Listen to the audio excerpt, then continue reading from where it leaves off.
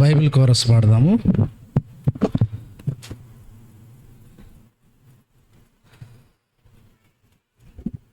పఠింప శ్రేష్ఠ గ్రంథం బైబిల్. తెలుగులో మాత్రం పాడదాం. పఠింప శ్రేష్ఠ గ్రంథము బైబిల్, పఠింప శ్రేష్ఠ గ్రంథము బైబిల్, అనుదినము పఠించిన ప్రేమతోడ నడుపును. ఓ పఠింప శ్రేష్ఠ గ్రంథము బైబిల్.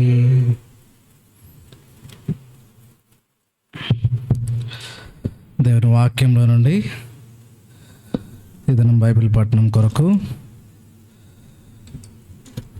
ఆదికాండము 26వ అధ్యాయము, జెనిసిస్ చాప్టర్ 26.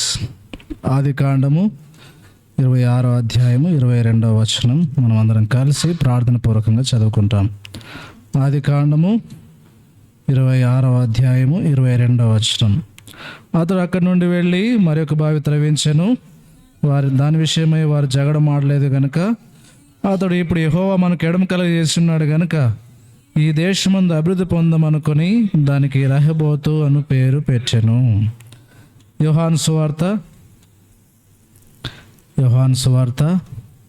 15వ అధ్యాయం 4వ వచనం అందరం కలిసి చదువుదాం. 4వ వచనం, యోహాను సువార్త 15వ అధ్యాయము 4వ వచనం. నా యందు నిలిచియుండుడి, మీ యందు నేనును నిలిచియుందును. తీగే ద్రాక్షవల్లిలో నిలిచి ఉంటేనే కానీ తనంత తాను ఎలాగూ ఫలింపదో అలాగే నా యందు నిలిచి ఉంటేనే కానీ మీరును ఫలింపరు. ప్రార్థన చేసుకుందాం. ప్రేమ కలిగిన మా ప్రియమైన మా పరలోకపు తండ్రి, కృపా సత్య సంపూర్ణటువంటి మా గొప్ప దేవా, యేసుక్రీస్తు ప్రభువారి యొక్క అత్యున్నతంగా హెచ్చింపబడినటువంటి ఘనమైన నామమున మీ పాదములకు స్తోత్రములు చెల్లిస్తూ మిమ్మల్ని పూజిస్తున్నాము. ఈ రాత్రి కాలము ప్రభా బైబిల్ పఠనం కొరకై మీ పాదముల చెంత చేరగలిగే కృపను మీరు మాకు ఇచ్చినారు. మరియా యేసు పాదముల యొద్ద కూర్చొని ఆయన బోధ వినిచుండెను. మరియా ఉత్తమమైన దాన్ని ఏర్పాటు చేసుకున్నది ఆమె ఎదురును తీసివేయబడదని మీరు సెలవిచ్చిన మాట కొరకే వందనాలు. కనుక ప్రభువా మీ పాదాల చెంత కూర్చొని మీ మాటలు, జీవగల మాటలు, శక్తిగల మాటలు, తెప్పరిల్ల చేసే మాటలు, బ్రతికించే మాటలు, ఉత్తేజపరిచే మాటలు, జీవమిచ్చే మాటలు, ఆదరణతో కూడినటువంటి మాటలు, హెచ్చరిక మాటలు వినడానికి మమ్మల్ని తీసుకొచ్చినందుకు వందనాలు. కనుక మీ నోరు తెరిచి మీరే మాతో మాట్లాడండి. నిష్ప్రయోజకమైన దాసుని ఎందుకు పనికిరాని వాడిని మీ ఆత్మతో నింపి అభిషేకించి వాడుకోండి. మీ ధర్మశాస్త్రమందు ఆశ్చర్యకరమైన సంగతులను చూచినట్లు మా కన్నులను తెరవమని, రాగలను బిడ్డలను బట్టి స్తోత్రాలు ఇంకా రావాల్సిన తీసుకొని రమ్మని వందనములు చెల్లిస్తూ యేసు ప్రభు నామంలోనే ప్రార్థిస్తున్నాము తండ్రి, ఆమేన్. మన యొక్క బైబిల్ పఠనం మరి రెహోబోతు. ప్రాముఖ్యమైన అంశం ఏంటంటే రెహోబోతు.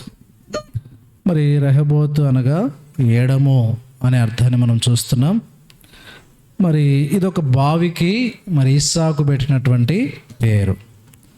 దాదాపుగా మరి ఆ యొక్క 26వ అధ్యాయంలో మనం చూసినప్పుడు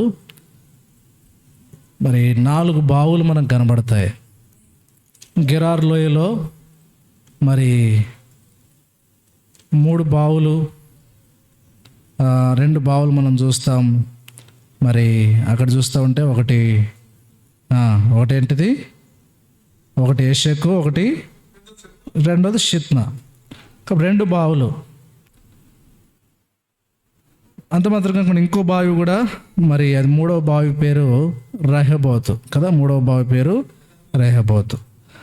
అక్కడి నుంచి తను వెళ్ళి మరి బెయేర్షెబాకు వెళ్ళి తర్వాత ఒక బావి కూడా త్రవిస్తూ వచ్చాడు. అక్కడ కూడా బావి, దాని పేరు ఏంటంటే బెయేర్షెబా.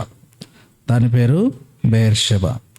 కాబట్టి 4 బావులు మనము ఈ అధ్యాయంలో చూడగలం. కాబట్టి 4 బావులు 4 రకాల ఆత్మీయ అర్థాలు మనకిస్తాయి. మొదటి 2 బావులు మరి మన యొక్క శరీర సంబంధమైనటువంటి జీవితం, మిగిలిన 2 బావులు మరి ఆత్మ సంబంధమైనటువంటి జీవితాన్ని మనకు గుర్తు చేస్తుంటాయి. మొదటి బావి చూస్తుంటే మరి ఏషేకు అనగా ఏంటిది? జగడమాడు అని అర్థం. రెండవది షిత్న అంటే విరోధం. కాబట్టి ఈ 2 ఇవి శరీరానుసారమైనటువంటి జీవితం. కాబట్టి ఎవరైతే శరీరానుసారులుగా ఉంటారో వారి జీవితంలో జగడం అనేది, విరోధం అనేది ఉంటుంది. ఆత్మ సంబంధమైన వారి జీవితంలో, ఆత్మానుసారుల జీవితాల్లో ఏముంటాయంటే రెహోబోతు అనగా లేకపోతే అభివృద్ధి, లేకపోతే ఫలించుట అనే అర్థాన్ని మనము చూస్తాం. తర్వాత మరి షేబా అని మనం చూస్తుంటే కింద మనం చూస్తే బేర్ షేబా 33వ వచనం చూడండి. 33వ వచనం, దానికి షేబాను పేరు పెట్టెను. బేర్ షేబా లేకపోతే షేబా అని అంటే ఏంటంటే కింద పుట్టినట్లో ప్రమాణము అని రాయబడింది కదా, ప్రమాణము అని రాయబడుతూ వచ్చింది. కాబట్టి ఇవి 2 కూడా అంటే ప్రమాణము. ఎలాంటి ప్రమాణం చేసుకున్నారు అంటే ఇక్కడ మరి వాళ్ళు సమాధానముగా వారిని పంపించారు. అర్థమైందా? సమాధానంగా పంపించారు. అందుకే సమాధానముగా వెళ్ళిరి. 31వ వచనం రాయబడింది, ఇస్సాకు వారిని సాగనంపగా వారు తన ఎదురు నుండి సమాధానముగా వెళ్ళిరి. యాక్చువల్గా గెరారు కాపర్లు చేసినటువంటి కీడు అంతంతా కాదు, చాలా ఘోరమైనటువంటి కీడు. ఎంతో దౌర్జన్యంగా, అన్యాయంగా ఇస్సాకు మీదకి వాళ్ళు లేస్తూ వచ్చారు. కానీ ఇస్సాకు నుంచి మనం ప్రతిస్పందన మనం చూసినప్పుడు అది ఎలా కనబడుతుంది? శత్రువులను సహితము ఇస్సాకు ఏం చేస్తున్నాడు? ప్రేమించాడు కదా. పగబట్టినటువంటి వారు, విరోధంగా ఉన్నటువంటి వారు, జగడమాడినటువంటి వారు తన దగ్గరకు వచ్చినప్పుడు తను ఎలా ట్రీట్ చేశాడు? శత్రువుగా చూడలా. దేవుని ప్రేమను బట్టి వారిని ప్రేమించి వారిని సమాధానంగా వారికి విందు చేశాడట. ఏం చేసినాడు? విందు చేశాడు. శత్రువులకు ఎవరైనా విందు చేస్తారండి? ఏదో మంచినీళ్ళు ఇచ్చి ఒకవేళ వస్తే టీ తాగయ్యా, టీ తాగేసి వెళ్ళిపో, ఇంకేమైనా పెట్టడానికి మనసు వస్తుందా? శత్రువులకి ఏమైనా తెచ్చిపెట్టాలని మనసు వస్తుందా? రాదు. అదే మిత్రులు వస్తే మనకు ఎంతో క్లోజ్, అంటే ఎంతో ముఖ్యమైనటువంటి ప్రాముఖ్యమైనటువంటి మిత్రులు వచ్చారనుకోండి, వారి కోసం మనం ఎప్పటి నుంచి సిద్ధపడతాము? ఈరోజు వస్తున్నారంటే నిన్నటి నుంచే ఏం ప్రిపేర్ చేయాలి కదా, ఏం పెట్టాలా, ఏం తింటాడు కదా. లేకపోతే మన మిత్రుడికి ఏం తింటాడో మనకు తెలిస్తే, నా ఫ్రెండ్ ఇది తింటాడంటే మనం అదే తెచ్చిపెడితే, ఒకళ్ళు పిఠాపురం దొరకకపోయినా ఇంకెవరికైనా ఏం చేస్తాము?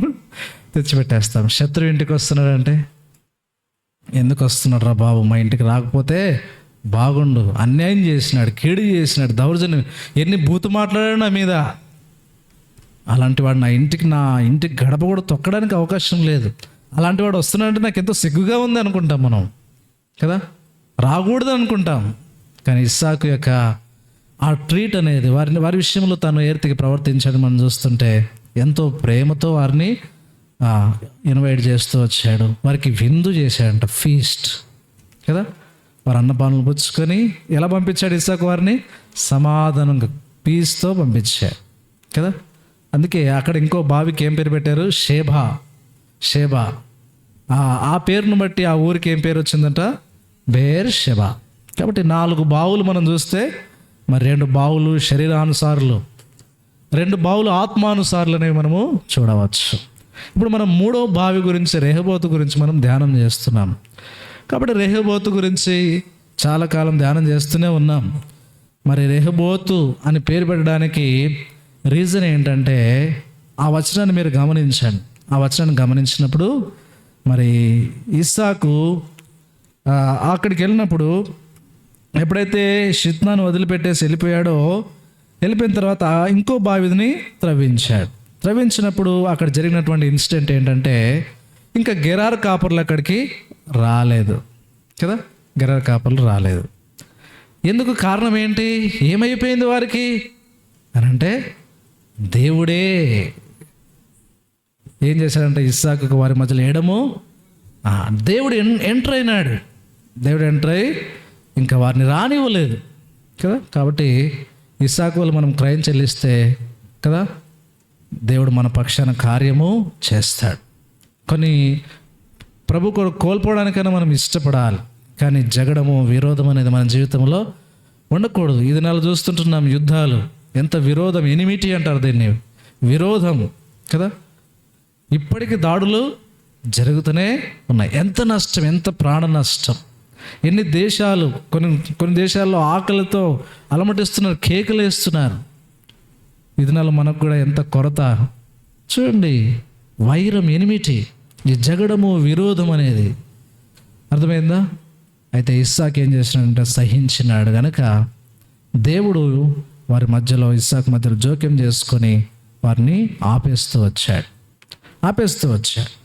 అప్పుడు ఇస్సాకు ఆ దేశానికి వచ్చిన తర్వాత ఒక విషయం గ్రహించాడు. ఏంటంటే నిశ్చయముగా ఈ దేశమందు మేము ఏం చెందుతాము, అభివృద్ధి. అది కదా. చూడండి 22వ వచనంలో చదవండి ఎవరైనా. అతడు అక్కడి నుండి వెళ్ళి మరొక బావి త్రవ్వించెను. వారు జగడమాడలేదు కనుక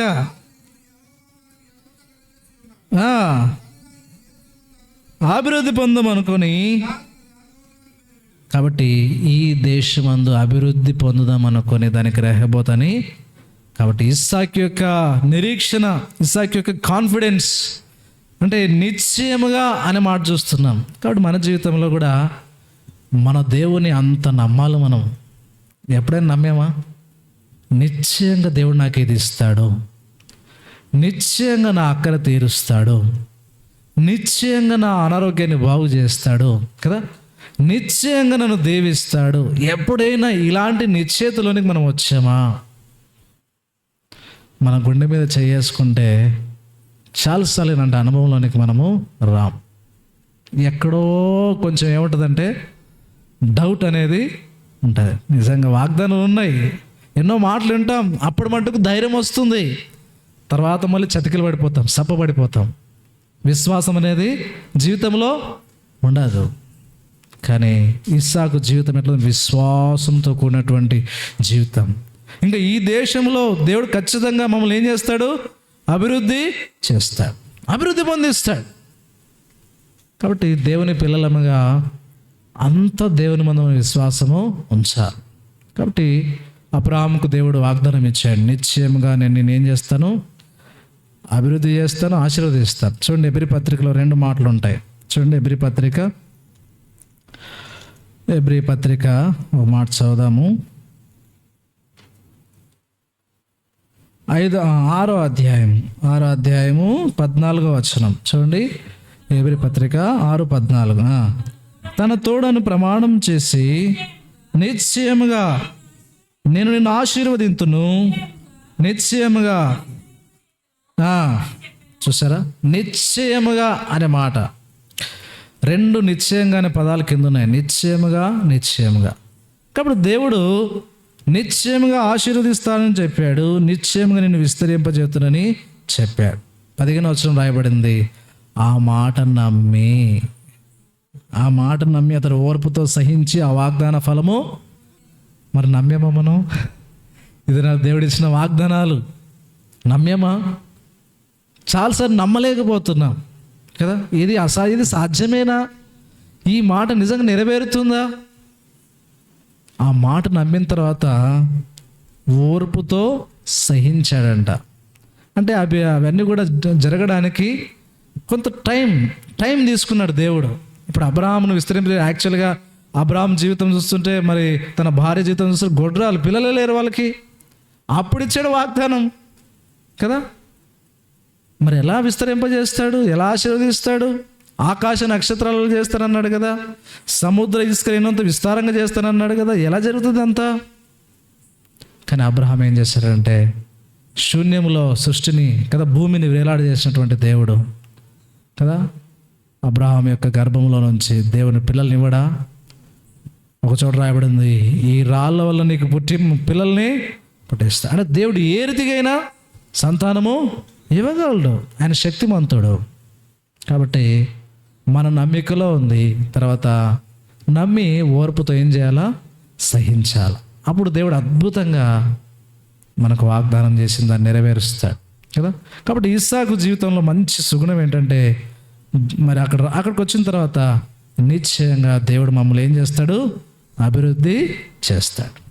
అభివృద్ధి చేస్తాడు. కాబట్టి అభివృద్ధి అనే మాటకి మరి ఫలించుట అనే అర్థాన్ని మనం చూస్తున్నాం. ఇంగ్లీష్ బైబిల్లో మరి ఫ్రూట్ఫుల్ అనే మాట ఉంటుంది. కాబట్టి ఈ దినాల్లో రెహోబోతు అనే అంశంలో మనము మరి ఈ చిన్న అంశాన్ని మనం ధ్యానం చేస్తాం. ఫలించుట అనే అంశం గురించి చూస్తూ ఉన్నాం. కాబట్టి ఫలించుట అనే అంశాన్ని మనం చూస్తుంటే మరి ఎక్కడెక్కడ ఫలిస్తాం, ప్రభు మన కొరకే అన్ని కూడా ఏర్పాట్లు చేసినాడు ఫలించడానికి. ఒక చెట్టు ఫలించడానికి ఒక తోటమాలి, ఒక యజమానుడు ఎన్ని విధాలుగా ఒక మొక్క కొరకు తను ప్రయాసపడుతుంటాడో అన్ని విధాలుగా దేవుడు మన కొరకే మరి ఈ ఆత్మీయ వనరులను మరి ఏర్పాటు చేస్తూ వచ్చాడు. మొట్టమొదటి మనం ఎక్కడ ఫలిస్తామంటే దేవునిలో ఉంటేనే. దేవునిలో ఉంటేనే, దేవుడు మనలో ఉంటే తప్ప మనం ఫలించాలి. అందుకే నాకు వేరుగుండి మీరేమీ చేయలేరు. కాబట్టి దేవునిలో ఉంటే తప్ప మనం ఫలించలేము. అంటే మొట్టమొదటిగా రక్షణ, మారు మనసు అనేది మనకు అవసరం. అర్థమైందా? చర్చికి వెళ్తే ఫలిస్తామని కాదు కదా, ఏదో పాటలు పాడితే ఫలిస్తామని కాదు, అది కాదు. కానీ యేసు ప్రభువారు నీ కొరకే మరణించాడని సిలువలో కదా, నీ పాపముల కొరకే మరణించాడని, నీ కొరకే సమాధి చేయబడ్డాడని, నీ కొరకే తిరిగి లేచాడని కదా, నువ్వు హృదయపూర్వకంగా విశ్వసించి ఈ నోటితో ఏం చేయాలా? ఒప్పుకోవాలా. అదే నిజమైనటువంటి రక్షణ. అది లేకుండా మనం ఎంతకాలం మందిరానికి వచ్చినా ఫలించలేం. కాబట్టి మొట్టమొదటి ప్రభు మనకు అవసరం. ఈ లోకంలో ఏమున్నా ఏమీ లేకపోయినా ప్రభు మనకు అవసరం. ప్రభువు లేకపోతే ఎన్ని ఉన్నా అదంతా జీరో, అంతా కూడా సున్నా. ప్రభు ఉంటేనే మనకు అన్నీ ఉన్నట్లే. కాబట్టి క్రీస్తు చేసిన మనకి ఏ శిక్షా విధి కూడా లేదని రాయబడింది. కాబట్టి ప్రభువులో ఉన్నవారే ఫలిస్తారు. రెండవదిగా మరి దేవుని వాక్యం కదా, నీటి కాలువల యోరను దేవుని వాక్యం. కాబట్టి అనుదినం మనం ఏం చేయాలా? దేవుని వాక్యం దగ్గరే ఉండాలి. ఉదయాన్నే లేచామా దేవుని వాక్యంతో దినాన్ని ప్రారంభించాలి. చదువుకోవాలి. దేవుడు ఎంతో కొంత మనకు చదువు ఇచ్చాడు. ఏం చేయాలా? చదవాలా. రోజు టిఫిన్ కాదు ముఖ్యం, టీ కాదు ముఖ్యం, ఇంకో కాఫీ కాదు ముఖ్యం, ఇవి కాదు ముఖ్యం. ఉదయాన్నే లేవగానే కాఫీ, టీలు, టిఫిన్ ఇదే మనకు గుర్తుకు వస్తుంది. ఎప్పుడెప్పుడు లోపల పడుతుందా అని, కానీ ఎప్పుడెప్పుడు బైబిల్ చదువుదామా అని కదా.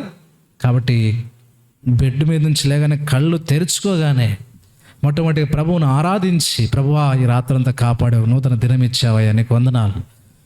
ప్రభువును ఆరాధించి వెంటనే ప్రభువా ఈ దినం నీ వాక్యం చదువుతున్నా, ఏర్తిగా నాతో మాట్లాడు, ఎలా జీవించాలి ఈ దినం కదా.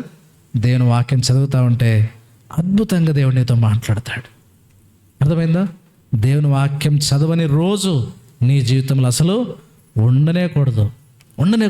కొన్నిసార్లు ఎన్నో పనులు ఉంటాయి, ఎన్ని పనులు ఉన్నా సరే దేవుని వాక్యానికి దేవుని వాక్యానికి ఇవ్వాల్సిందే. అప్పుడే నీకు విజయం ఆ పనులన్నిటి మీద. దేవుని వాక్యం చదవకపోతే ప్రతిదినం ఓడిపోతూనే ఉంటాం. అర్థమైందా? సాతానుడు దాడి చేస్తూనే ఉంటాడు, నెమ్మది లేకుండా చేస్తాడు. దేవుని వాక్యం చదివావా, ధ్యానించావా, ఆ దినమంతా నీకు విజయమే కదా. కాబట్టి దేవుని వాక్యం మనల్ని ఏం చేస్తుంది? ఆత్మీయంగా ఫలింపజేస్తుంది. తర్వాత మూడవదిగా దేవుని భయము కూడా. దేవుని భయము మనం 128వ కీర్తన కదా చూసింది. నీలో ఒకటి నీ భార్య ఫలించు ద్రాక్షవల్లి వలె ఉంటుంది కదా. యెహోవా భక్తుల వారందరూ ధన్యులను రాయబడింది. దేవుని భయము ఎవరిలో ఉంటుందో వారు కూడా ఫలిస్తారు. తర్వాత నాలుగవదిగా ఏం చూసాం గుర్తుందా? గోధుమ గింజ భూమిలో పడి చావాల. చచ్చినట్ల విస్తారంగా ఫలిస్తుంది. అది ఒంటిగా ఉంటే ఫలించదు.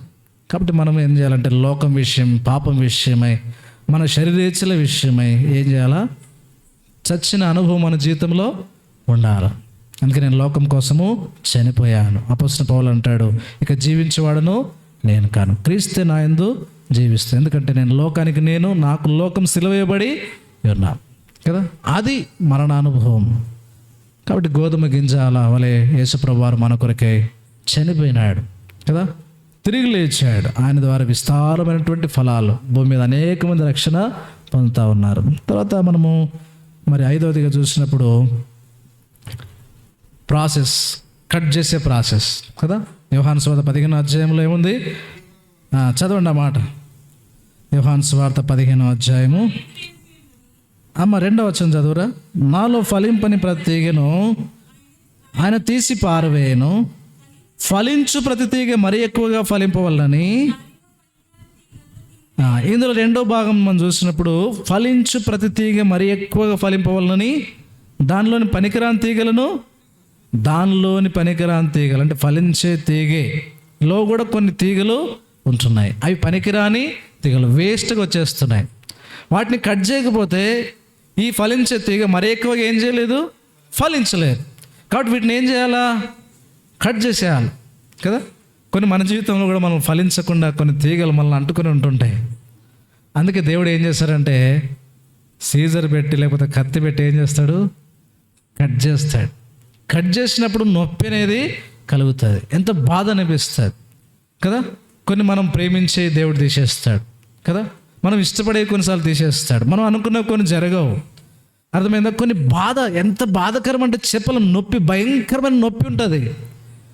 ఎందుకు ఈ నొప్పి, ఎందుకు ఈ బాధ అని అంటే మనం ఎక్కువగా మరి ప్రభు కొరకు ఫలించాలి. హెబ్రీ పత్రికలో రాయబడింది, ఆయన ఎందుకు మనల్ని శిక్షిస్తాడు కొన్నిసార్లు, ఎందుకు ఇలాంటి పరిస్థితులు అనుమతిస్తారు మన జీవితంలో అంటే ఎందుకు? ఆయన పరిశుద్ధతలో పాలు పొందడానికే. అందుకే నశించిపోయే సువర్ణము అగ్ని పరీక్ష వలన ఏమవుతుందంట? శుద్ధపరచ అగ్ని పరీక్ష గుండా వెళ్ళాలా. ఆ సువర్ణ బంగారం, అప్పుడు అది మేలిమి బంగారం అవుతుంది, ఎంతో మెరుస్తుంది.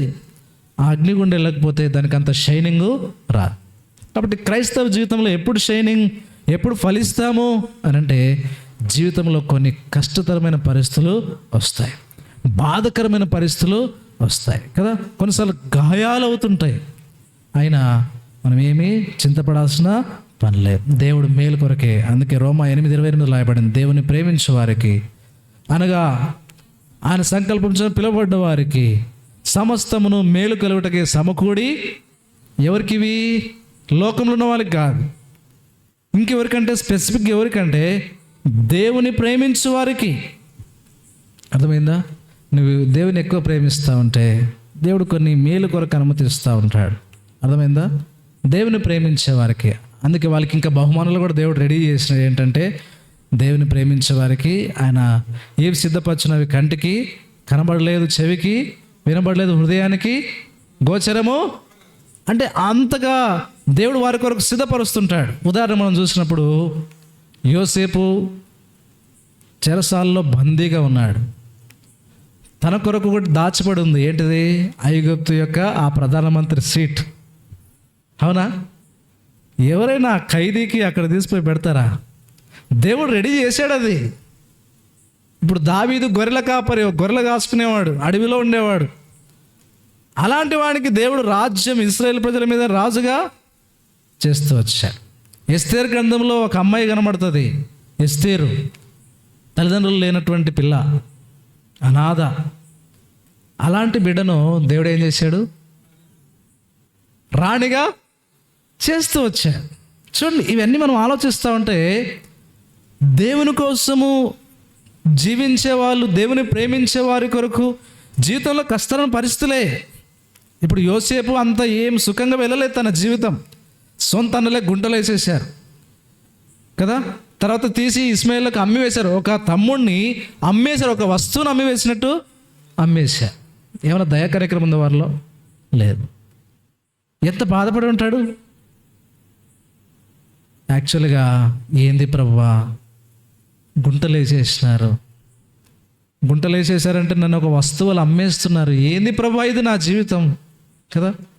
దేవుని మీద సనుగొచ్చు, కొనుగొచ్చు, ప్రశ్నలు వేయచ్చు.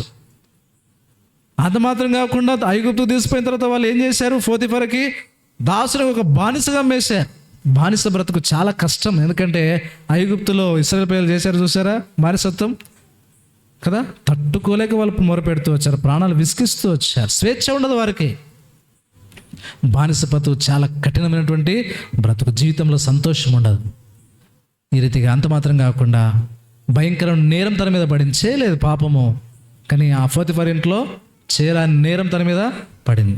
ఇప్పుడు జైలుకి వెళ్ళాల్సి వచ్చింది. ఇప్పుడు జైల్లో బాధ, ఎంత బాధ అంటే కీర్తనల గ్రంథం రాయబడింది, ఇనుము చేత అతని కాళ్ళు నొప్పించిరి అని రాయబడింది. ఇనుము అతని కాళ్ళను బాధించిందని రాయబడింది. చూసారా, అంటే ఎంత కఠినమైన పరిస్థితులకు వెళ్ళాడు. అయితే ఎన్ని పరిస్థితులకు వెళ్ళినా దేవుని ప్రేమించడం ఆపలేదు, దేవుని కొరకు బ్రతకడము ఆపలేదు, పరిశుద్ధతను కాపాడుకుంటున్నాడు కనుక దేవుడు ఐగుప్తు యొక్క ప్రధానమంత్రి సీటును దేవుడు తనకు అనుగ్రహించాడు. దేవుడు ఎప్పుడు అన్యాయం చేయడు. కొన్ని పరిస్థితులు బట్టి మనం అనుకుంటాం, దేవుడు ఎందుకు ఇలా నా జీవితంలో పరిస్థితులు అనుమతిస్తున్నాడు. చాలాసార్లు బాధపడతాం, ఏడుస్తాం, దుఃఖపడతాం, ఏంది ప్రభు నా జీవితం అని చాలాసార్లు బాధపడుతుంటాం. అయినా దేవుడు మేలు కొరకే కానీ కీడు కొరకు కాదు.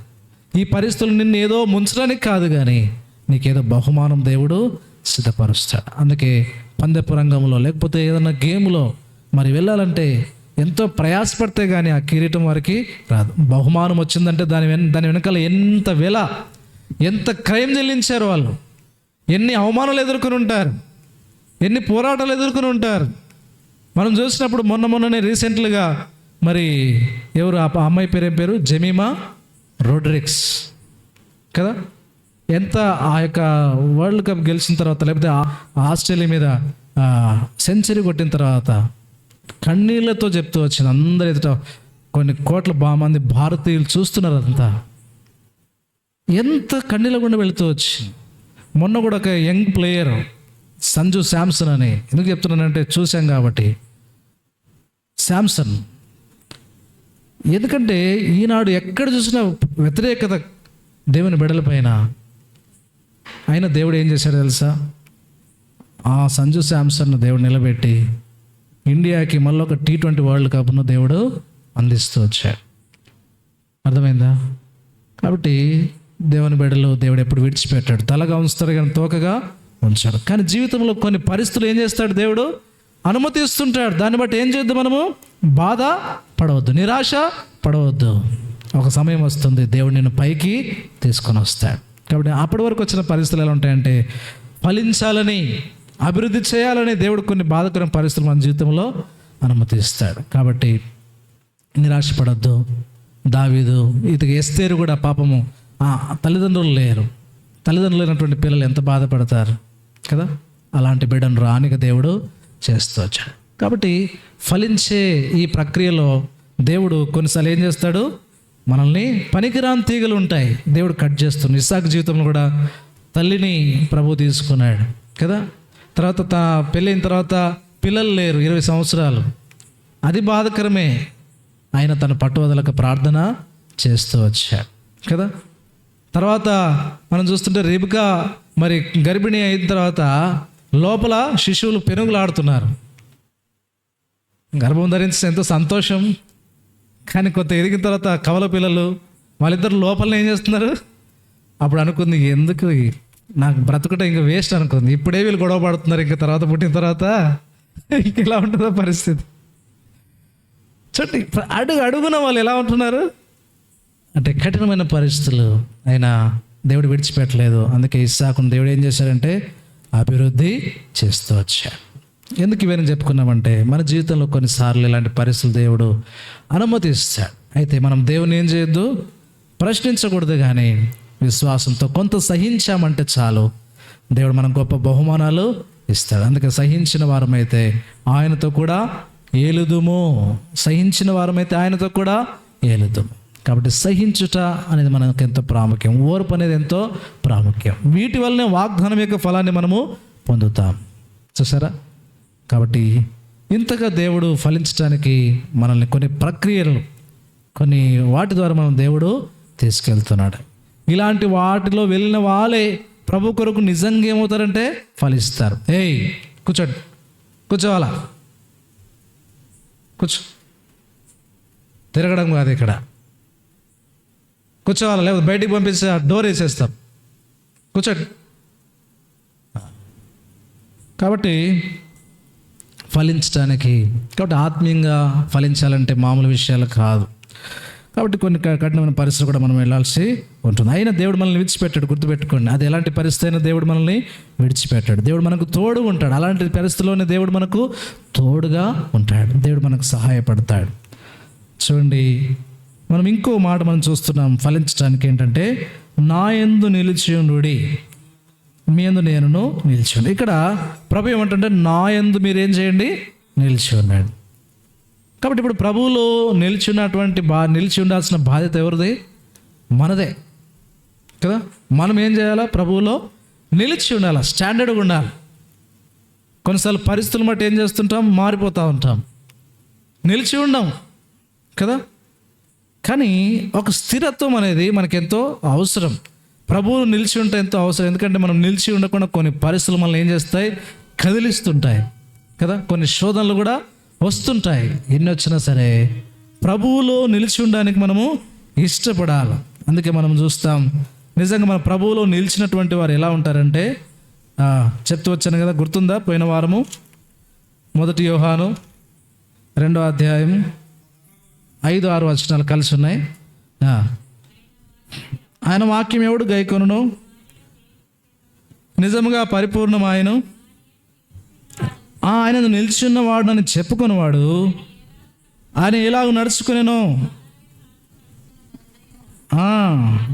మనం ఆయన ఎందున్నామని దీనివలన, కాబట్టి ఆయన ఎందు నిలిచిన్నవాడని చెప్పుకునేవాడు ఆయన ఎలాగ నడుచుకునేనో అలాగే తానును నడుచుకున్నా. కాబట్టి నా యందు నిలిచి ఉండి అంటే, దేవుళ్ళు ఎవరైతే నిలిచి ఉన్నారో అనుకుంటారో వాళ్ళు ఎలా ఉండాలా? ఆయన ఎలాగూ నడుచుకునేనో అలాగూ మనం ఏం చేయాలా? నడుచుకోవాలి. అర్థమైంది కదా. ఎవరిని పోలి నడుచుకోవద్దు, ఏ మనుషుని చూసి మనం నడవద్దు. మనం ముఖ్యంగా ఎవరిని మాదిరిగా పెట్టుకోవాలంటే యేసుప్రభు వారిని మాదిరిగా పెట్టుకోవాలి.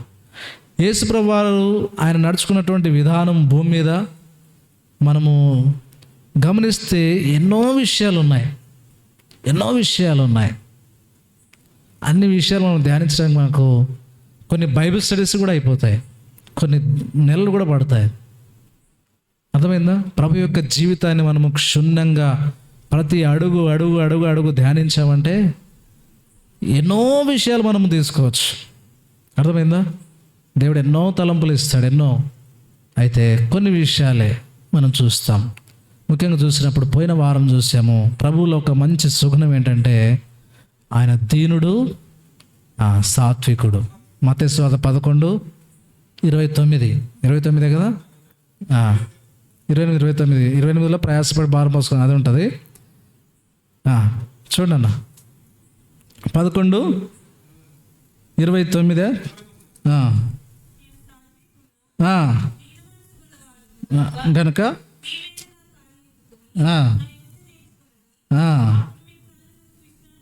చాలు. ఇప్పుడు ప్రభు ఎలాంటి వాడట? సాత్వికుడు. తర్వాత దీన మనసు. మరి ప్రభు గురించి యేసయ్య నాకు ఇష్టం అని చాలా మనం అనుకుంటాం. కానీ ప్రభువులో ఏముందంటే సాత్వికుడు, ఆయన దీన మనసు కలిగిన. మనం చూయిస్తున్నామా? మరి మన అనుదినటువంటి ఈ ఆత్మీయ జీవితంలో చూయిస్తున్నామా? ఓన్లీ మందిరానికి రావడమే మాత్రం కాదు, కానీ మనం ఇంటికి వెళ్ళినా, బజారుకి వెళ్ళినా కదా, ఎక్కడికి వెళ్ళినా సరే అక్కడ మనం ఏం చూపించాలా? దీనత్వాన్ని చూపించాలి కదా. దీనులుగా మనం జీవించాలి, తగ్గించుకోవడానికి ఇష్టపడాలి. కానీ ఏం చేస్తాం? తగ్గించుకోం కదా. తగ్గించుకుంటామా? తగ్గించుకోలేం. గర్విస్తాం. తగ్గించుకోవడానికి బదులు గర్విస్తాం. అమ్మో వీళ్ళు ఎంత గర్విష్ఠులో. మోయాబు రాండ్ర గురించి రాయబడింది. మోయాబు స్త్రీలు అంటే ఎవరు? గర్విష్ఠులు రాండ్రట. మోయాబీలు ఎవరు? మోయాబు స్త్రీలు గర్విష్ఠులు రాండ్రు అంటే. కాబట్టి మందిరంలో మన సాక్ష్యం ఎలా ఉందని అది ముఖ్యం కాదు, కానీ బయట మన సాక్ష్యం ఎలా ఉంది. ఒక్కసారి బయట మన గురించి చెప్పుకోవాలంటే, పలానా బ్రదర్ ఎంత సాత్వికుడండి, పలానా సిస్టర్ ఎంత దీన మనస్సు, ఎంత దీనురాలుగా ఉంటుందండి, తన మాట చూసినా తన నడక చూసినా కదా ఎంత తగ్గించుకొని ఉంటుందో. అర్థమైందా? కొంచెం మనం తగ్గించుకోవడానికి ఇష్టపడం. ఉదాహరణకి బస్సులో వెళ్ళామనుకోండి,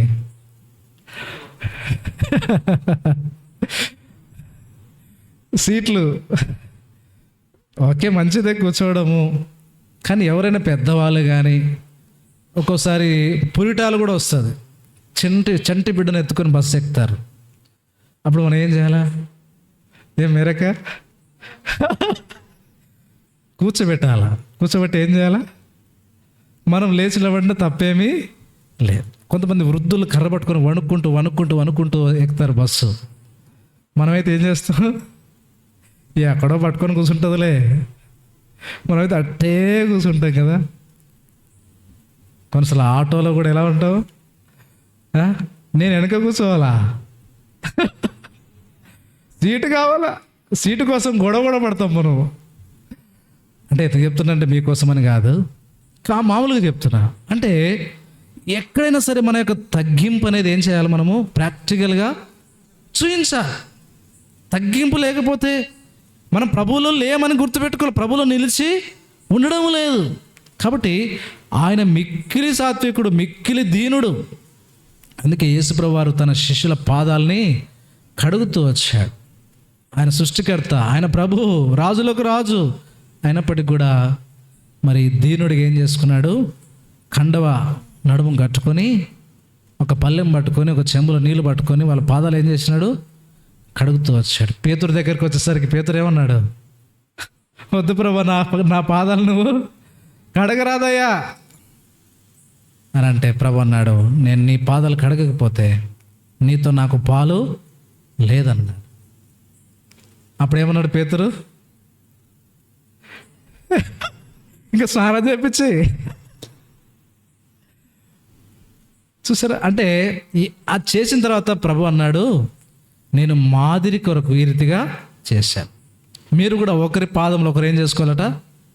కడగవలసి ఉన్నది కదా. ఒకరి పాదాలు ఒకరు ఏం చేయాలా? కడగాల.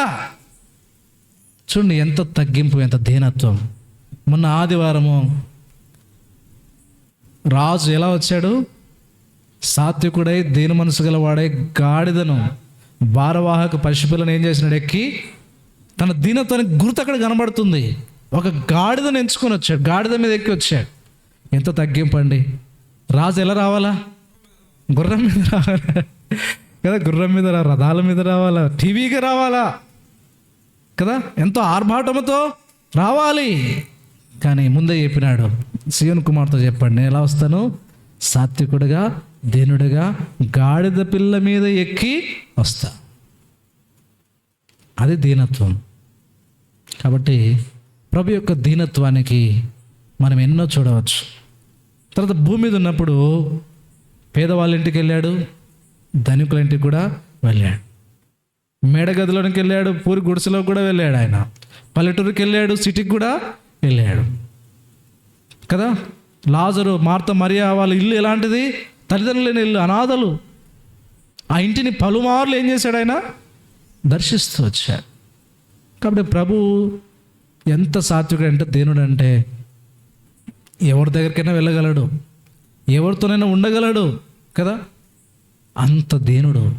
కాబట్టి మనం కూడా అలాంటి దీనత్వాన్ని మన జీవితంలో మనము ఉంచుకోవాలి, ఆర్థిక చేయాలి. అప్పుడే ఆయన యందు నిలిచి ఉన్నట్టు. లేకపోతే ఆయనలో మనము లేము. ఆయనలో నిలిచి ఉండకపోతే మనం ఏం చేయలేం? బహుగా ఫలించలేం. ఎవరిలో దీన మనసు ఉంటుందో, ఎవరిలో సాత్వికం ఉంటుందో, ఎంతకైనా తగ్గించుకోవడానికి ఇష్టపడతారో వారే నిజంగా దేవునిలో ఫలిస్తారు, వారు దేవునిలో నిలిచి ఉంటారు. మనలో దీనత్వం లేకపోతే, తగ్గింపు లేకపోతే మనం దేవునిలో లేం, దేవునిలో నిలిచి ఉండట్లేదు, మనం ఫలించట్లేదని గుర్తుపెట్టుకోవాలి. అందుకే ఆత్మఫలాల్లో మనం చూస్తుంటే ఆత్మఫలంలో సాత్వికము కూడా ఒక మాట రాయబడింది, సాత్వికం. అందుకే సాత్వికులు ధన్యులు, వారు భూలోకమును స్వతంత్రించుకుందరు.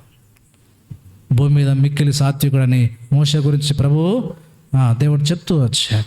కాబట్టి అందుకే ఆయన ఎలాగ నడుచుకున్నాడో అలాగే మనం ఏం చేయాలా?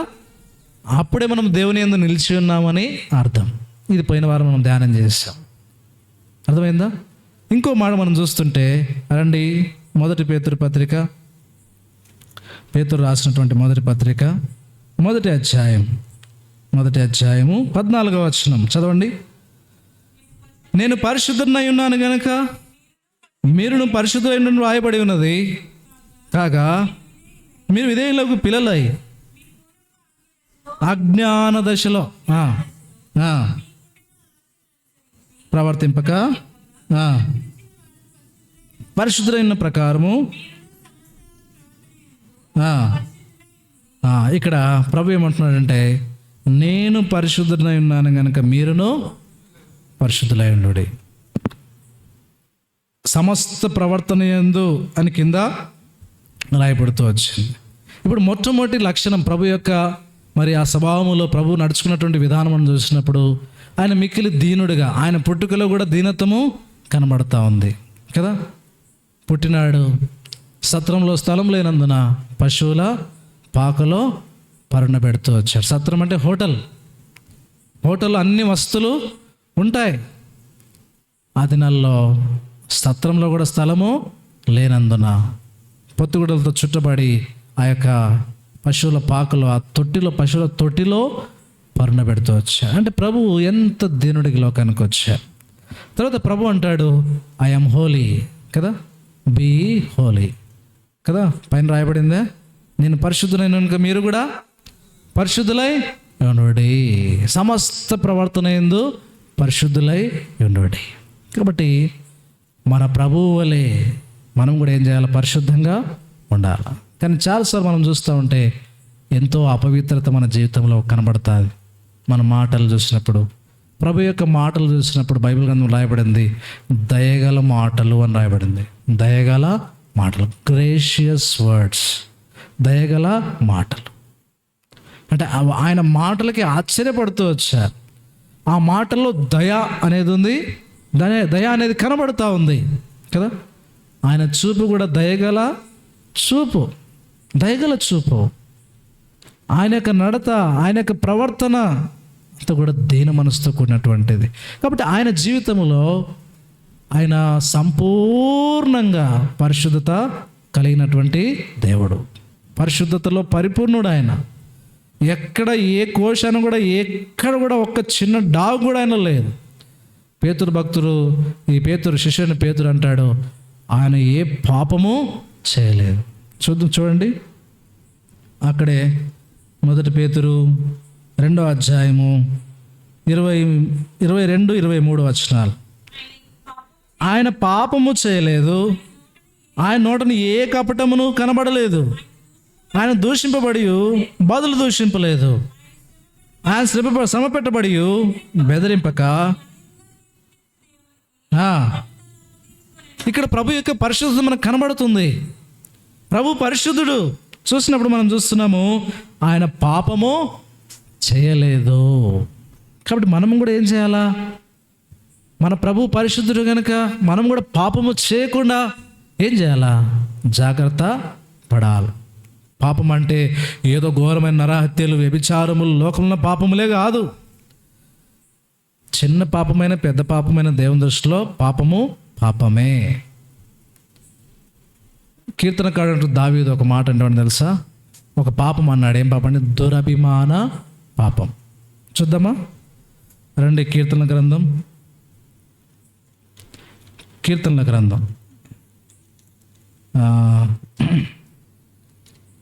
దురభిమాన పాపంలో పడకుండా నన్ను ఏలకుండా నాకు సహాయం చేయ ప్రభు అంటాడు.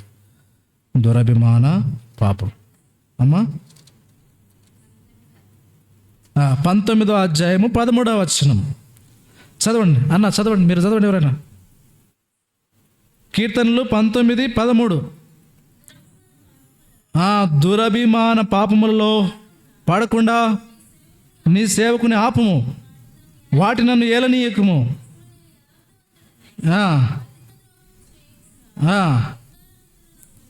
కాబట్టి దురభిమాన ఫ్యాన్స్. ఇప్పుడు దావీదు ఏ పాపాలు పడకుండా ఆపమంటున్నాడు? దురభిమాన పాపాలు పడకుండా నీ సేవకుని ఆపు ప్రభు, వాటి నన్ను ఏలనీయకము. ఈ దినాల్లో అభిమానము, దురభిమానం కదా. దురభిమానం ఉందంటే అది తర్వాత అధిక ద్రోహానికి కూడా కారణము అవుతుంది కదా. ఒకరు దావీదుని ప్రేమించే వాళ్ళు చాలామంది ఉండొచ్చు. ఎందుకంటే గొలియాతుని చంపిన తర్వాత ఎంతమంది ఫ్యాన్స్ అయి ఉంటారు దావీదుకి? స్త్రీలట ఏం పాట పాడారు? సౌలు 1000 కొలది, దావీదు 10,000 కొలదని ఏం చేశారు? పాట పాడుతూ వచ్చారు. ఎంతోమంది దావీదును పొగిడి ఉంటారు లేదా? దావీదు వైపు దావీదుకి అభిమానులు ఎక్కువైపోయి ఉంటారు. ఇంకా తన జీవితంలో చాలామంది తన వైపు ఉండి ఉంటారు. కానీ ఒకవేళ వాటి వైపు తను చూసుంటే దేవునికి ద్రోహము చేసేవాడే. దురభిమాన పాపం ఏం చేస్తుందంటే ద్రోహము. అందుకే కింద రాయబడింది, నేను అధిక ద్రోహం చేయకుండా ఆ అవుతాను. చూడండి అక్కడ, దురభిమాన పాపంలో పడకుండా నీ సేవకుని ఆపము, వాటి నన్ను ఏలనీయకము, అప్పుడు నేను యథార్థవంతుడినై అధిక ద్రోహం చేయకుండా నిందారహితుడును. ఒకవేళ ఆ పాపములు ఉన్నాయి అనుకోండి, యథార్థవంతుడిగా ఉండలేడు, అధికమైన ద్రోహము చేస్తాడు. ఇంకా నిందలు తన జీవితంలో ఉంటాయి. కాబట్టి మన జీవితంలో కూడా ప్రభువు కంటే ఎక్కువగా మనకెవరు ఉండాలంటే ప్రభువే మనకు ఉండాలి. ప్రభు కంటే ఎక్కువగా ఈ లోకంలో దేన్ని ప్రేమించకూడదు కదా, దేన్ని మనము ఆసరాగా చేసుకోకూడదు, లేకపోతే దేన్ని మనకు అభిమానంగా కూడా మనము ఉంచుకోకూడదు. కొంతమంది అనుకుంటారు నాకు పలానా వ్యక్తి అంటే అభిమానం అండి కదా, మనకు అభిమానులు ఎక్కువ కదా. కొంతమంది సినిమా హీరోలు కూడా పలానా సినిమా హీరో నాకు అభిమానం అండి, రక్షించబడతారో కూడా చెప్పుకుంటారు కొంచెం అప్పుడప్పుడు. అవునా? చెప్తారా చెప్పరా? ఇంకా పోవవి వద్దు. ఎలాంటి వ్యక్తుల్ని మన జీవితంలో అభిమానులుగా పెట్టుకోవద్దు. ఇది ఏంటిదంటే దురభిమానం. అర్థమైందా? ఇది దురభిమాన పాపం. కాబట్టి ఇది కూడా చాలా ఘోరమైనటువంటి పాపం, ద్రోహం చేసే విధంగా చేస్తాడు. అందుకే ఇస్కరియోతు యూదా ద్రోహం చేస్తూ వచ్చాడు. ఎందుకు? ఇటువైపు దేవునితో ఉంటూనే అటువైపు ఫ్రెండ్షిప్ చేస్తూ వచ్చాడు వారితో. యేసుప్రభు వారికి విరోధమైనటువంటి వారితో ఫ్రెండ్షిప్ చేసి మీరేమిస్తారు నాకు, యేసుప్రభుని అప్పగిస్తే వాళ్ళు 30 వెండి నాణాలు ఇస్తామంటే ఇంకా ఖుషి అయిపోయాడు. అప్పటి నుంచి ఏం చేస్తున్నాడు? ఇంకా ఎప్పుడు సమయం కొరకు ఏం చేస్తున్నాడు? కాబట్టి అభిమానం, అది వ్యక్తి పైన కావచ్చు, వస్తువు మీద కావచ్చు, ఇంకా దేనిపైన కూడా మన అభిమానం ఉందనుకోండి, అది దురభిమానమే. అర్థమైందా? కొన్నిసార్లు అన్నదమ్ముల మీద ఉంటుంది, అక్కచెల్లెల మీద ఉంటుంది. అందుకే ప్రభు అన్నాడు, ఇంటినైనను, అన్నదమ్ములనైనను, అక్కచెల్లెనైనను, తండ్రినైనను, తల్లినైనను నాకంటే ఎక్కువ ప్రేమించేవాడు నాకు పాత్రుడు కాడు. వీటిలో వాళ్ళందరినీ దేవుని కంటే ఎక్కువ ప్రేమించామా? ఇది దురభిమాన పాపమే. కాబట్టి గుర్తుపెట్టుకోండి, ఎవరిని మనం అభిమానులుగా చేసుకోకూడదు. లిమిట్స్ ఎక్కడైనా ఏం చేయాలా? లిమిట్గా ఉండాలి. మనకు అభిమానం ఎవరంటే దేవుడే. ఆయన కంటే ఎక్కువ ఈ లోకంలో ఎవరిని మనము అభిమానులుగా పెట్టుకోవద్దు. ఎందుకంటే మనల్ని ఎక్కువ ప్రేమించే వారిని మనం పెట్టుకున్నాం అనుకోండి, దేవునికి రావాల్సిన మహిమను మనము దొంగిలిస్తాం. అర్థమైందా?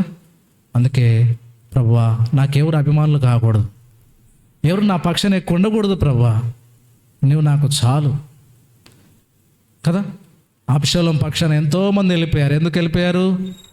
ముద్దు పెట్టుకున్నాడు. అర్థమైందా? అబ్షాలోము చేసిన పని ఏంటి తెలుసా?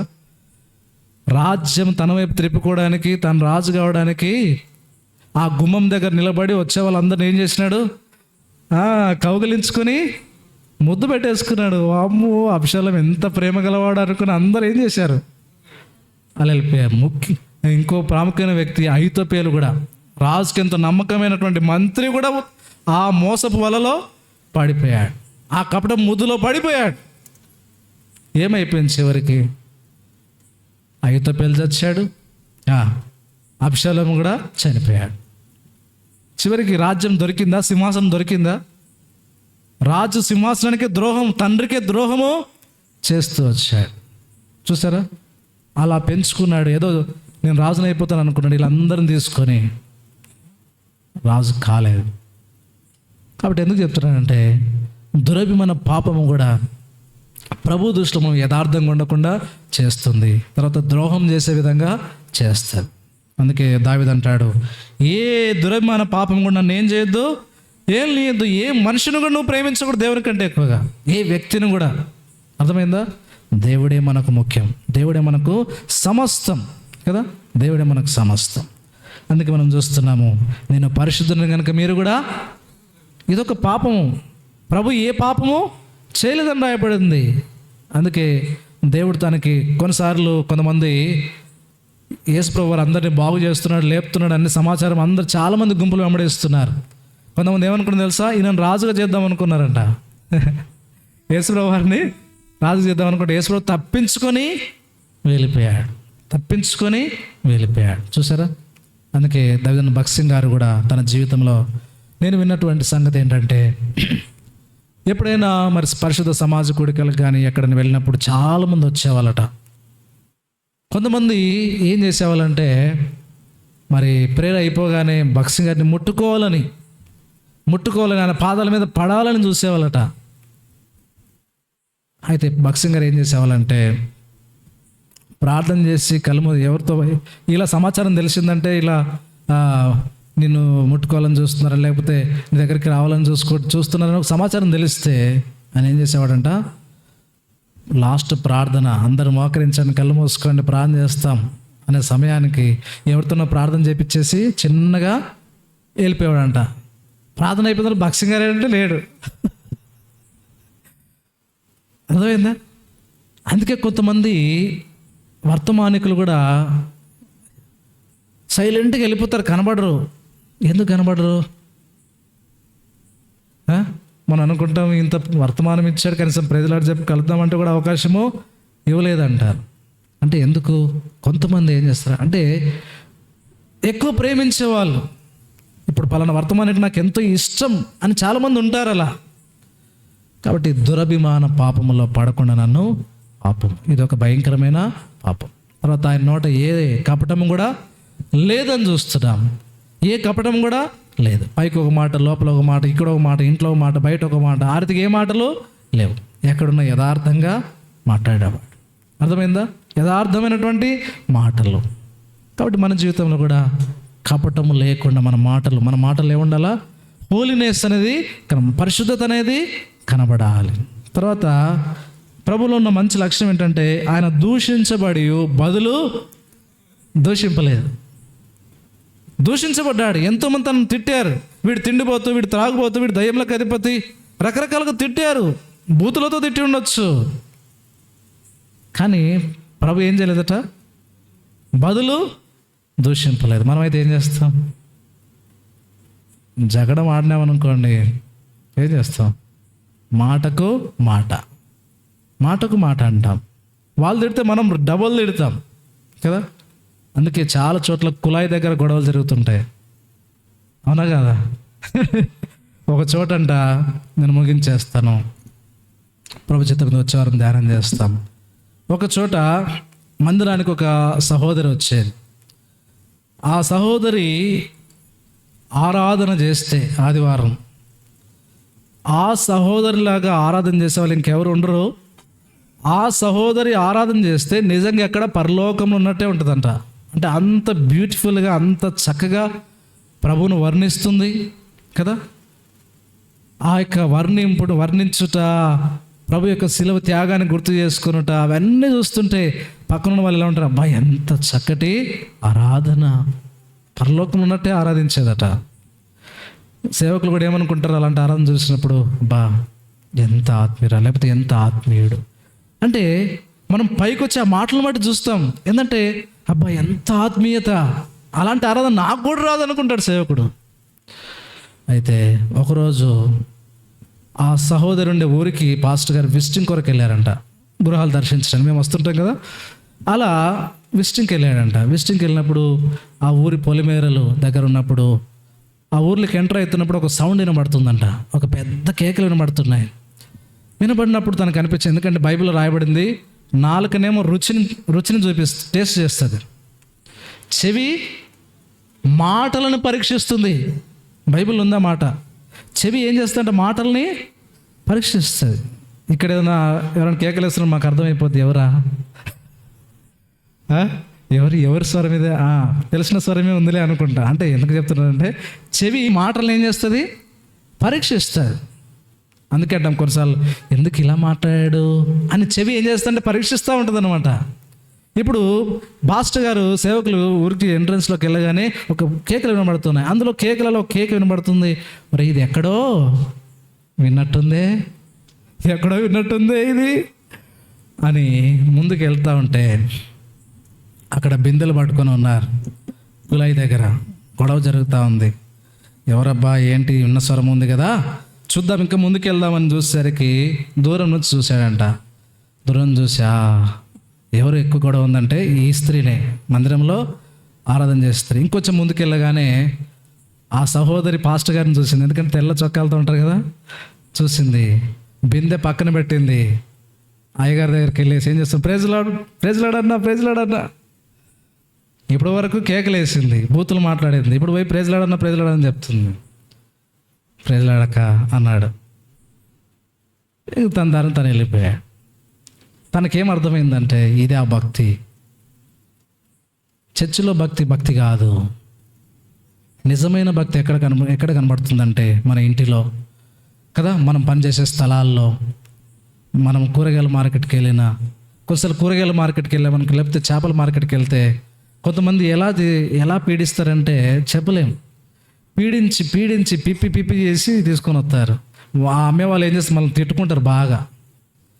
లేకపోతే కొంతమంది తల మీద పెట్టుకొని పేదవాళ్ళు వస్తుంటారు, చేపలు కూరగాయలు అమ్ముకోవడానికి వస్తుంటారు.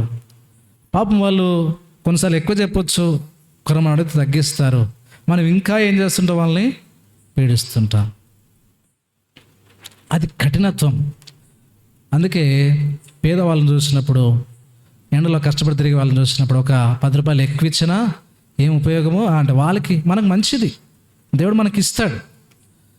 కాబట్టి ఎందుకు చెప్తున్నానంటే అయితే మనం కొన్నిసార్లు ఆ స్త్రీ మందిరంలో చక్కటి ఆరాధన, కానీ బయట చూస్తే జీవితము బాగలేదు కదా. కాబట్టి ప్రియమైన సహోదరి, ఏ పాపంలో మనం ఉన్నాం, ప్రభువు పరిశుద్ధుడు, మనం కూడా ఎలా ఉండాలా అంతే. కాబట్టి మాటల్లో, ప్రవర్తనలో, క్రియల్లో ఎక్కడ చూసినా కూడా పవిత్రత అనేది మనకి ఎంతో అవసరం. అందుకే మనం దేంతో ప్రభు పరిశుద్ధుడు, ఆయన పరిశుద్ధతో మనం చూసుకుంటే మన జీవితంలో ఎన్ని అపవిత్రతలు కనబడతాయి. ఏషియా ఒక్కసారి అత్యున్నత సింహాసనమైనటువంటి ఆ ప్రభువుని చూసినప్పుడు తనకు అర్థమైపోయింది, నేను అపవిత్రుడను అన్నాడు, అపవిత్రమైన పెదవులు గలవాడను. కాబట్టి మనం ఎప్పుడు కూడా ఇది ప్రభువుతో మనం పోల్చుకోవాలి, ప్రభు యొక్క పరిశుద్ధతను చూసినప్పుడు. అందుకే అంటాడు మోషే అంటాడు 91 కీర్తనలో, నీ ముఖకాంతిలో మా రహస్య పాపములు, సీక్రెట్ సిన్స్, వీటిని ఏమంటారు, బయటికి కనబడవు, ఇవి చాటున జరిగే మా రహస్య పాపములు కనబడుతున్నాయి అంటున్నాడు. సీక్రెట్ సిన్స్ ఎవరికి కనబడవు, ప్రభు కనబడతాయి కదా. కాబట్టి అది పరిశుద్ధత కాదు. మనము బయట ఎంత నటించినా అది పరిశుద్ధత కాదు. కాబట్టి ఎక్కడికి వెళ్ళినా పరిశుద్ధత అనేది మనం ఏం చేసుకోవాలా, అలవాటు చేసుకోవాలి. అందుకే యోసేపు తన జీవితంలో ఏ స్థలానికి వెళ్ళినా, గుంటలో పడేసిన, అమ్మివేయబడిన, పోతిఫర్ ఇంట్లో అయినా సరే, చెరసాల్లో అయినా సరే, ఐగుప్తు చివరికి ప్రధానమంత్రి అయినా సరే, తన జీవితాన్ని మనం క్షుణ్ణంగా పరిశీలిస్తే పరిశుద్ధత అనేది మనకు కనబడుతుంది. బబులోను దేశంలో దానియేలు, శద్రక్ అబేద్నెగోల జీవితాలు చూసినప్పుడు వాళ్ళు పరిశుద్ధత కొరకు వారి ప్రాణాలనే ఇవ్వడానికి సిద్ధపడుతూ వచ్చారు, కేవలము పరిశుద్ధత కొరకు. చూసారా, ఈ దినాల్లో అలాంటి దేవుని పిల్లలు కావాలి, దేవుని కొరకు. ఈ దినాల్లో ఎన్ని విధాలుగా మనం అపవిత్రమైపోతున్నాం, ఎన్ని విధాలుగా పాపం చేస్తున్నాం కదా, ఎన్ని విధాలుగా చెడుతనం కనబడుతుంది.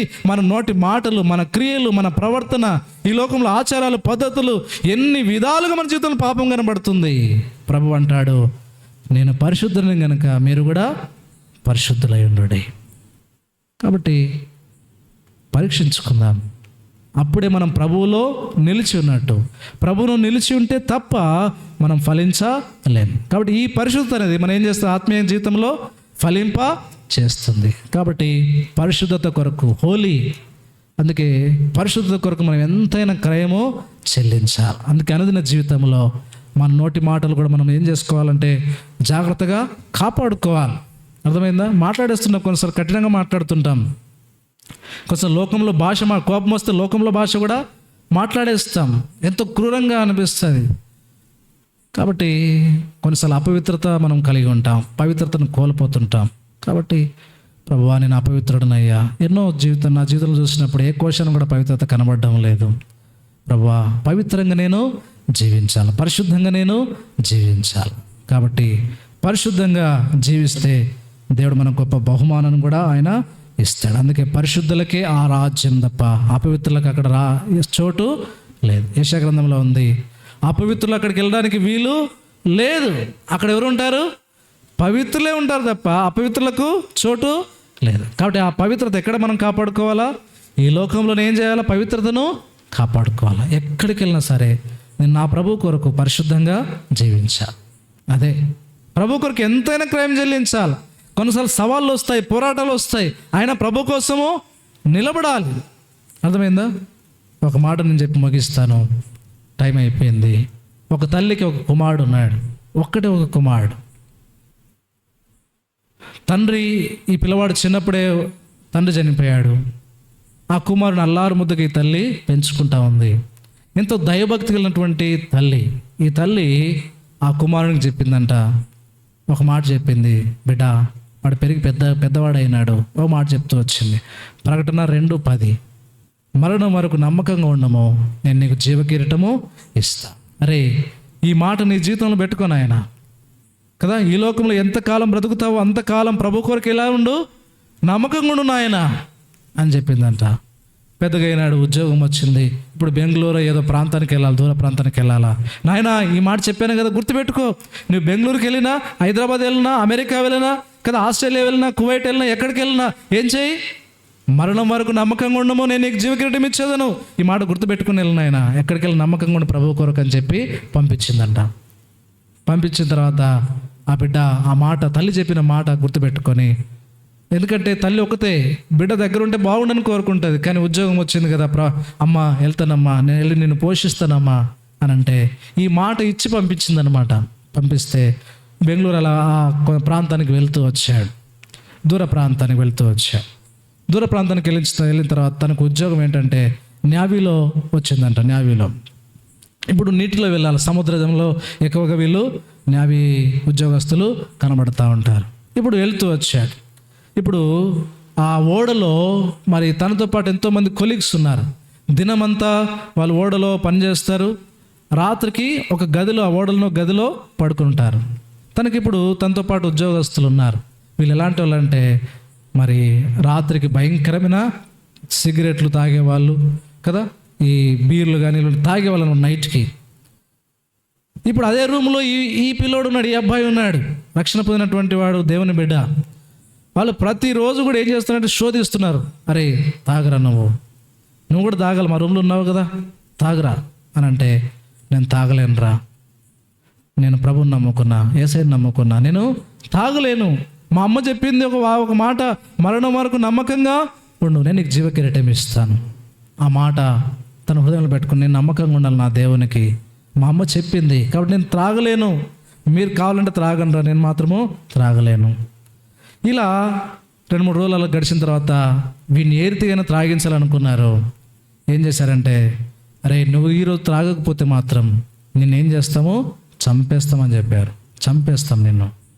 ఏం చేశారంటే అందరూ పడుకున్న తర్వాత మరి కిందికి తీసుకెళ్ళారంట. కిందికి వెళ్ళి పక్కన నీరు ఉంటుంది కదా, అందరు 4-5 కాళ్ళు చేతులు పట్టుకొని, అరే ఇప్పుడు నువ్వు తాగవా, ఈ మందు నువ్వు తాగవా, తాగకపోతే ఇందులో నేను పడేస్తామని ఏం చేశారంటే కాళ్ళు చేతులకు పట్టుకొని నీళ్ళలో ముంచారంట.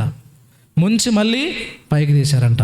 ఇప్పుడేం తాగవా, మళ్ళీ ముంచారంట, మళ్ళీ తీశారంట. ఇలా చాలాసార్లు ముంచి తీసేసరికి అప్పటికి ఆ వాటర్ చల్లగా ఉంటుంది కనుక కొంత స్పృహ కోల్పోతూ వచ్చాడు. ఇంకా వీళ్ళు అనుకున్నారు వీడు చచ్చిపోతాడురా అని వీళ్ళకి భయం పుట్టుకుంది. ఇంకా త్రాగలేదు, భయం పుట్టుకొని ఏం చేశారంటే ఒడ్డుకి వెళ్ళిపోయారు. వీడిని నేర్తికైనా చేసి కొంత బ్రతికించాలనుకున్నారు. బ్రతికిన వాడు కొంచెం తెప్పరిల్లిన తర్వాత, అరే ఎందుకురా మేము ఇంత చేసినా నువ్వేం చేయలేదు, మా మాట వినలేదు, ఎందుకు తాగలేదు, ఏంద్రా నీదంతా స్పెషాలిటీ ఏంట్రా అని అడిగితే, నేను ప్రభుని నమ్ముకున్నాను, ముందే చెప్పినాడు, ఇప్పుడు కూడా అదే చెప్తున్నాను, ప్రభుని నమ్ముకున్నాను. వాగ్దానం, బైబిల్లో వాగ్దానం, మరణం వరకు నమ్మకంగా నేను జీవ కిరీటము ఇస్తానని. కాబట్టి నేను నమ్మకుండా నా దేవునికి, నేను నా ప్రాణం పోయినా సరే నేను ఇవి త్రాగను. అందుకోసమే ఆ అబ్బాయిని నీళ్ళలో ముంచి తీసినా కూడా స్పృహ కోల్పోయినా ఇంకా చనిపోయే దశలో ఉన్నప్పుడు వాళ్ళు బయటకు తీసిపోయి నేల మీద ఒడ్డుకు పడుకోబెడుతూ వచ్చారు. అప్పుడు కొంచెం తర్వాత ప్రాణం తెప్పిన తర్వాత ఈ మాట్లాడుతూ వచ్చారు. వాడు చెప్తూ వచ్చాడు, అబ్బాయి మరణం వరకు నమ్మకంగా ఉండము, నా తల్లి చెప్పి పంపించింది, నేను జీవకిరీటం ఇస్తాను, ఇది బైబిల్ వాక్యం, కాబట్టి నేను నమ్మకంగా ఉంటాను, నన్ను చంపినా సరే నమ్మకంగా ఉంటాను. అప్పుడు ఆ మాటలు విన్న తర్వాత వాళ్ళు కూడా యేసుప్రభువు వారి గురించి మాటలు విని ఆ స్నేహితులు కూడా తిరిగి రక్షించబడుతూ వచ్చినారు. కాబట్టి ప్రియమైన సోదర సహోదరి, ప్రభు కొరకు ఏం చేయాలా? ప్రాణం పోయినా సరే కదా, ప్రభు కొరకు పరిశుద్ధంగా జీవించడానికి ప్రయత్నము చేయాలా. అర్థమైందా? ప్రయత్నము చేయాలి. కాబట్టి మన జీవితంలో ఆ త్యాగం ఉందా?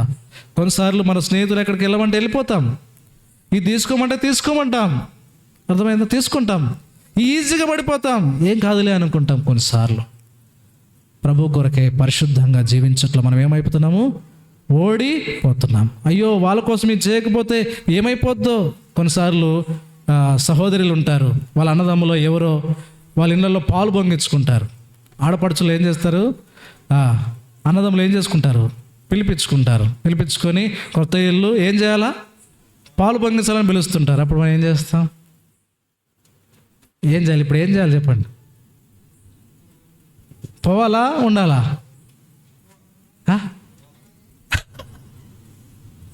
ఇప్పుడు దేవునికి లోపడాలా? మనుషులకు లోపడాలా? ఏం చేస్తాం మనం అయితే? మా అన్నే కదా పిలిచాడు కదా, ఏం చేయాలా? వెళ్ళాలా? ఇది ఒక్కసారి ఏం కాదులే అనుకుని పోయి ఏం చేస్తారు? పాలు నిండుగా పొంగిచ్చేసి ఇల్లంతా పొరేటట్టుగా చేసి వస్తారు. ఏం ఉపయోగం? దేవుని హృదయాన్ని ఏం చేస్తాం మనం? గాయపరుస్తాం. ఇది దేవునికి వ్యతిరేకమైంది. ఎవరు పాలు పొంగించమన్నారు? బైబిల్ ఉందా? ఇదొక ఆచారం కదా. ఎందుకు చెప్తున్నా ఒక ఉదాహరణకు చెప్తున్నాను. ఈ రీతి ఎన్ని చేస్తుంటాం మనం అనుదిన జీవితంలో?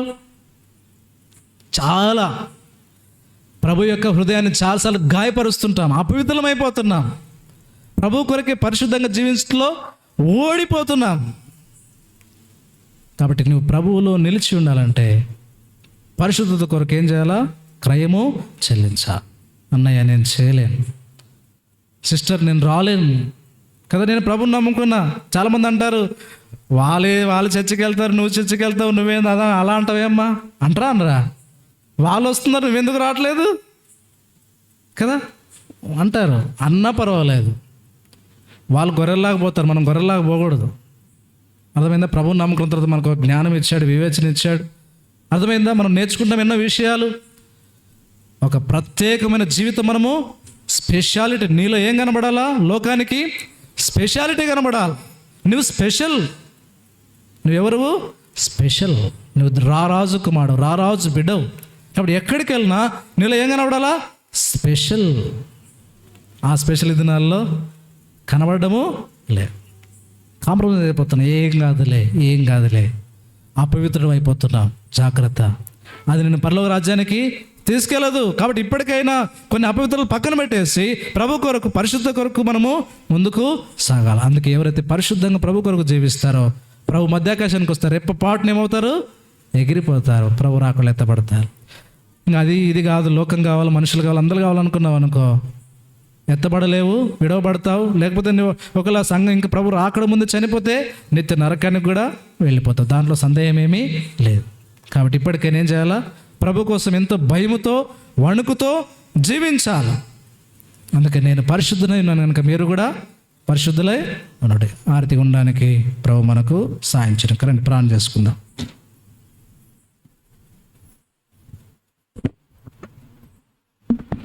ప్రార్థన.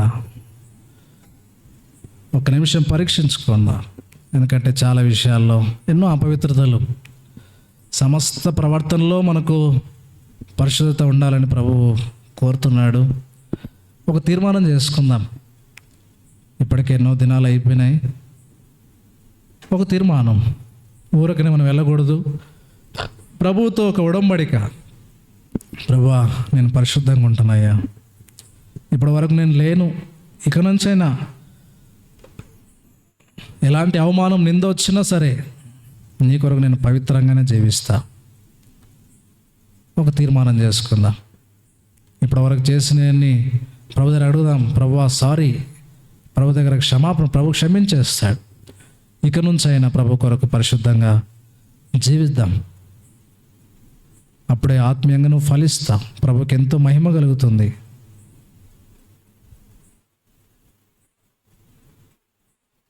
ప్రేమగల తండ్రి, పరిశుద్ధమైన దేవా, యేసు ప్రభు వారి యొక్క నామమున స్తోత్రాలు. రాత్రికాలము బైబిల్ పట్టణంలో మీరు మాకు ఇచ్చిన మీ వాక్యాన్ని బట్టి మీకు ఎంతో వందనాలు చెల్లిస్తుంటున్నాం. అనేక ఆత్మీయ విషయాలు మీరు మాకు నేర్పుతున్నారు ప్రభా. మరి ఫలించే తిరిగే మరి ఎక్కువగా ఫలించాలని దానిలో పనికిరాని తీగలను తీసివేస్తున్నారు. తర్వాత నా యందు నిలిచి ఉండుడి అని మీరు చెప్పారు.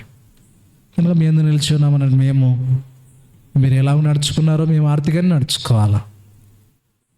కనుక మీరు పరిశుద్ధుడు, మేము కూడా పరిశుద్ధంగా ఉండాలని మీరు హెచ్చరించారు. మమ్మల్ని పరిశుద్ధులొకటికి పిలిచారు కానీ అపవిత్రులొకటికి పిలవలేదు. కానీ చాలా విషయాలు అపవిత్రులుగానే ఉంటున్నాం ప్రభా. ఎంతో కల్మషం, దోషాలు, పాపములు మా జీవితంలో ఉంటున్నాయి ప్రభా. దురభిమాన పాపాల్లో పడకుండా నీ సేవకుని ఆపము అని కీర్తనకారుడు దావీదు ప్రార్థించాడు. కనుక మా జీవితంలో మీకంటే ప్రభా మేము దేన్ని కూడా మా జీవితంలో ప్రేమించకుండా సహాయం చేయండి ప్రభా. కృప చూపించండి. దురభిమాన పాపాలు మా జీవితంలో ఉండకుండా సహాయపడండి ప్రభా. అది మీ నోట ఏ కపటము లేదు, మీ నోట ఏ దూషణ కూడా లేదు. దూషించబడినా మీరు బదులు దూషించలేదు. ఎంత మంచి దేవుడో ప్రభా. మాలో అయితే అలాంటి లక్షణాలు లేవు. కనుక దూషించే వారమే, కపటమైన మాటలు కలిగినటువంటి వారమే ప్రభా, బెదిరించే వాళ్ళమే. దయతో క్షమించండి, కనికరించండి. మా సమస్త ప్రవర్తనలో మేము ఎక్కడున్నప్పటికీ కూడా పరిశుద్ధంగా జీవించటకు మీరే మాకు సహాయపడండి. ఆర్థిక రేహబోత్ అనుభవంలోనికి కూడా ఫలించే అనుభవాలకు మేము రాగలటకు సహాయపడమని వచ్చిన బిడ్డలందరినీ పేరు పైన దీవించండి. రేపు గుడ్ ఫ్రైడే ప్రభా, మరి ఈస్టర్, మరి బ్యాప్తిజమ్స్ పరిచయం కొరకు కూడా ఆయత్తపరచు. రేపటి అనేకులను కూడా తీసుకురమ్మని, అనారోగ్యాలుతున్న వారిని కూడా ముట్టి స్వస్థపరచమని సమస్త మహిమ ఘనత ప్రభావం మీ నామానికి ఆరోపిస్తూ మీ బిడ్డలందరినీ పేరు పైన దీవించమని, తిరిగి వెళ్తుండగా తోడుగా ఉండమని యేసు ప్రభు నామములోనే ప్రార్థించి స్తుతించి వేడుకుంటున్నాం తండ్రి, ఆమేన్. మన ప్రభువైన యేసుక్రీస్తు వారి యొక్క కృప, తండ్రి అయిన దేవుని యొక్క ప్రేమ, పరిశుద్ధాత్మ దేవుని కన్యమైన సహవాసము చేరివచ్చిన మనకును సకల పరిశుద్ధులకును ఇప్పుడును ఎల్లప్పుడూ సదాకాలము తోడై ఉండి నడిపించును గాక. ఆమేన్, ఆమేన్. ఉండి అధికముగా ఫలించుము, క్రీస్తులో నిలచేయుండి అధికముగా ఫలించుము. పవిత్రమైన హృదయము కలిగి దేవుని మహిమాపరచు. పవిత్రమైన హృదయము కలిగి దేవుని మహిమాపరచు. విలువైన నీ దేహము పరిశుద్ధాత్మకు ఆలయం. విలువైన నీ దేహముతో దేవుని మహిమాపరచు. విలువైన నీ దేహము పరిశుద్ధాత్మకు ఆలయం. విలువైన నీ దేహముతో దేవుని మహిమాపరచు. Praise the Lord. అందరికీ praise the Lord, praise the Lord. రేపు ఉదయకాలము 10 గంటలకు మనము శుక్రవారం ఆరాధన కలిగి ఉంటాము. తప్పకుండా రండి. కొంతమందిని ఫ్రెండ్స్ని కూడా తీసుకొని రండి, ఇరు పొరుగు వారిని కూడా తీసుకొని రండి.